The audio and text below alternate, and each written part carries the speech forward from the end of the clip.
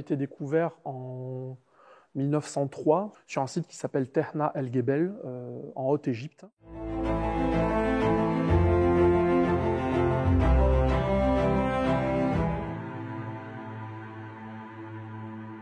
Je suis Romain Ferrer, je suis docteur en égyptologie ici à l'université Paul Valéry Montpellier 3.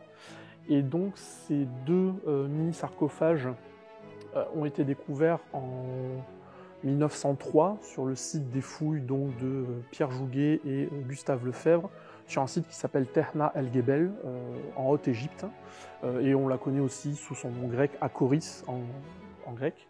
Et ils ont été acquis donc, par le musée des moulages en 1904, donc l'année juste après, et ils ont fait l'objet d'une campagne de restauration en 2021. Les deux pièces donc, sont très semblables, et elles se constituent chacune d'un petit sarcophage d'une soixantaine de centimètres en bois, stuqué et peint avec de l'ocre jaune.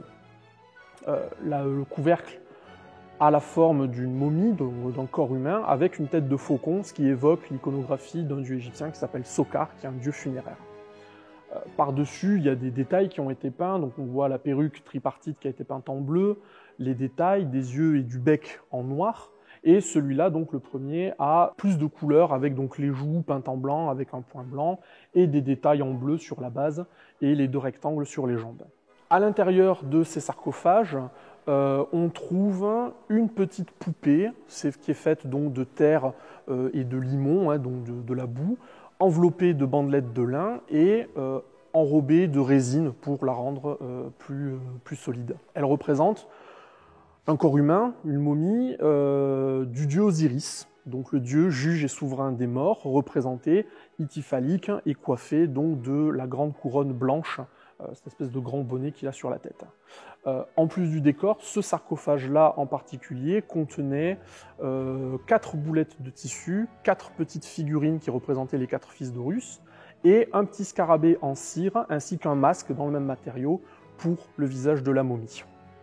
On voit que le détail des oreilles humaines sur les têtes de faucon montre une réalisation assez récente, période grecque hellénistique de l'Égypte, donc 3e siècle avant notre ère, 1er siècle avant notre ère.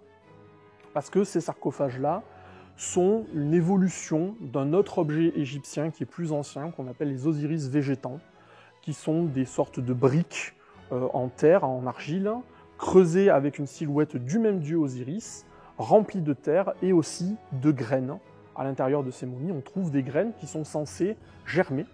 Et la germination de cette végétation est censée inciter le défunt à renaître dans l'au-delà, comme la végétation renaît à chaque printemps.